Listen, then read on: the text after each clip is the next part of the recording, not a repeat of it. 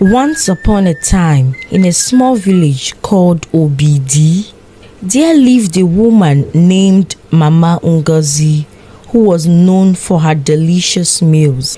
Despite how small her restaurant was, you will see numbers of people rushing and fighting to enter just to have a taste of her food.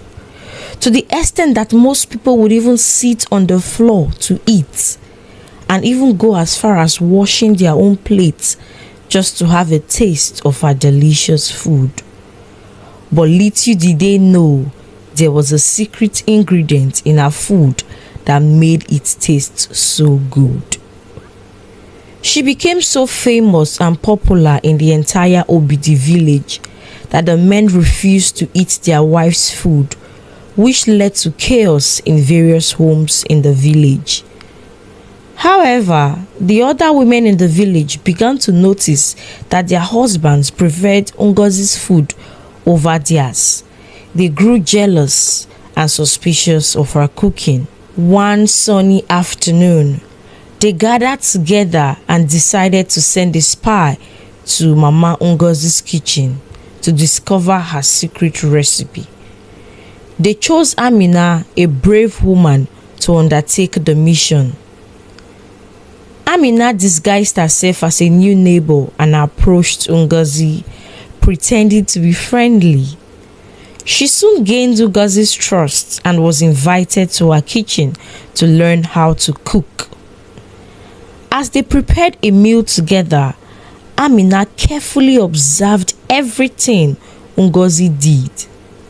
But just as Amina was about to uncover the secret ingredients, Ngozi caught her peeking into a mysterious jar hidden in the corner of the kitchen.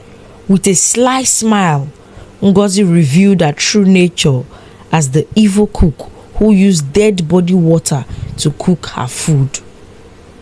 With a gasp of shock, Amina stumbled backward, her heart racing with fear. She had uncovered Ngozi's dark secrets, but now she was faced with a dilemma.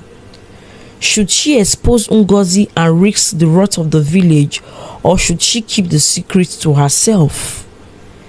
Before Amina could make a decision, Ngozi's eyes narrowed and a wicked grin spread across her face. "You've discovered my secret, haven't you?" she hissed. "Well, I can't have you spreading rumors about me now, can I?" With a swift motion, Ngozi lunged at Amina, grabbing her by the arm and dragging her towards the door. Amina struggled against her grip, but Ngozi's strength was too much for her. As they reached the door, Ngozi pushed Amina outside and locked it behind her. "You will keep your mouth shut if you know what's good for you, or else all the men in the village would die," Ngozi whispered menacingly before disappearing back into her kitchen. Amina stumbled away from Ngozi's house, her mind swelling with thoughts of what to do next. She knew she couldn't keep Ngozi's secret forever, but she also knew that exposing her could lead to chaos in the village. As she wandered through the streets, deep in thought, Amina suddenly remembered the wise old woman who lived on the outskirts of the village. Perhaps she could seek her counsel and find a way to handle the situation. With renewed determination, Amina set off towards the old woman's hut, hoping to find answers to the dilemma that weighed heavily on her heart. As Amina approached the old woman's hut, she could feel a sense of peace wash over her. The hut was nestled among tall trees, and the air was filled with the soothing sounds of nature. Amina knocked gently on the door, and after a moment, it creaked open to reveal the wise old woman sitting inside. Her eyes twinkled with kindness as she beckoned Amina inside. "What troubles you, child?" the old woman asked, her voice soft and comforting. Amina took a deep breath and recounted her encounter with Ngozi, the evil cook who used dead body water in her food. She explained how she had stumbled upon Ngozi's secret and the dilemma she now faced. The old woman listened intently, nodding thoughtfully as Amina spoke. When she had finished, the old woman placed a comforting hand on her shoulder. "You have discovered a great evil, my dear," she said gravely. "But with great evil comes great responsibility. You must decide what to do next. But remember, the truth has a way of revealing itself in the end." Amina pondered the old woman's words, feeling a weight lift from her shoulders. She knew that she couldn't keep Ngozi's secret forever, but she also knew that she had to be careful how she handled the situation. With a newfound sense of purpose, Amina thanked the old woman and set off back towards the village. She knew that she had to confront Ngozi and put an end to her wicked ways. But she also knew that she couldn't do it alone.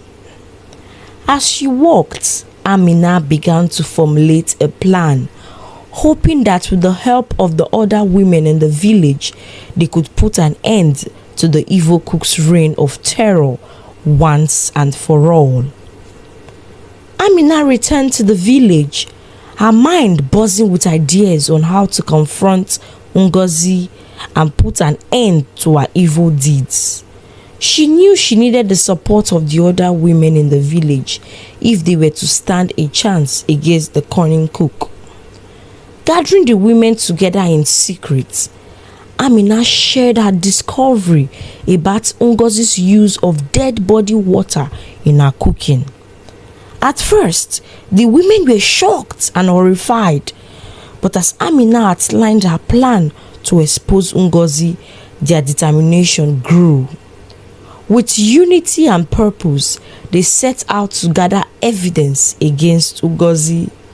They secretly watched her every move, writing her trips to the river, documenting it, where she collected the water from dead bodies, and recording her interactions with unsuspecting villagers, her fellow members. Armed with proof of Ngozi's wrongdoing, the women approached the village chief and presented their case. At first, he was skeptical. He was like, "How would Ngozi be like that? She cooks very delicious meal. Are you guys just jealous of Ngozi, or what's your plan?" But when confronted with the evidence, he could no longer ignore the truth, and he was shocked. Ngozi, the evil cook, knowing fully well her secret has been opened to everyone in the village, decided to run away from the village to avoid the catastrophe that would befall her from the villagers. As she was about doing that, the whole village surrounded her as they brought her to her knees. Together, they confronted Ngozi in front of the entire village, revealing her dark secret for all to see. At first, Ngozi denied the accusations, but when faced with overwhelming evidence, she broke down in tears, begging for forgiveness. She was asked by the villagers, "Why did you do that to us? Why use dead body water to cook for us in the village?" But she explained and said, no men in the village agreed to marry her, and she was all alone and needed more money in order to be relevant in the village. So she sought to add more powers to her food to make more money in order to be relevant, and scatter the peaceful home in the village by making the men to love her food and question their wife for not preparing delicious meal for them. The village chief, seeing all this that Ngozi had done, was so furious and said to her, "This is so wrong of you to do. Why would you go to this extent just to get attention? Why would you go to this extent just to destroy homes because you have none for yourself? Ngozi cried out as she begged for forgiveness from the villagers. The village chief, seeing the remorse in Ngozi's eyes, decided to show mercy. He banished her from the village, warning her never to return.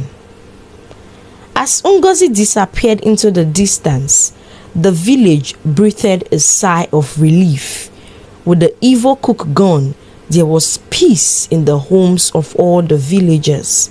As the men returned with their wives, enjoying and eating all their meals with utmost joy and satisfaction. But as the sun set on Obidi village, Amina couldn't shake the feeling that their battle against darkness was far from over. As days turned into weeks and weeks into months, peace settled back into Obidi village. The memory of Ngozi, the evil cook, began to fade, replaced by stories of bravery and unity among the villagers. Amina, now hailed as a hero, continued to watch over her community, ever vigilant for signs of trouble. And trouble did come in the form of new challenges and trials that tested the resolve of the villagers. But with each challenge they faced, the villagers stood together, united in their determination to protect their home and way of life. And through their unity, they found strength and courage to overcome even the darkest of days. And so, the story of Ngozi, the evil cook, who used dead body water, faded into legend, a cautionary tale of the dangers of greed and selfishness. But the lesson it left behind remained clear, that true strength lies not in power or deceit, but in unity and compassion for one another. And as the villagers gathered around their fires each night, sharing stories of their ancestors and the trials they had overcome, they knew that as long as they stood together, they could face whatever challenges the future held. For in the end, it was not the darkness that defined them, but the light that shone from within their hearts, guiding them towards a brighter tomorrow. And so, with hearts full of hope and courage, the villagers of Obidi village faced the future, knowing that as long as they remained united, nothing could ever truly defeat them. The moral lesson of this story is that unity and compassion are powerful forces that can overcome even the darkest of challenges. By standing together and supporting one another, communities can triumph over evil and adversity. Additionally, the story highlights the importance of honesty and integrity, showing that deceit and selfishness ultimately leads to downfall. Thank you guys. Please do not forget to subscribe. Love you guys so much. Bye.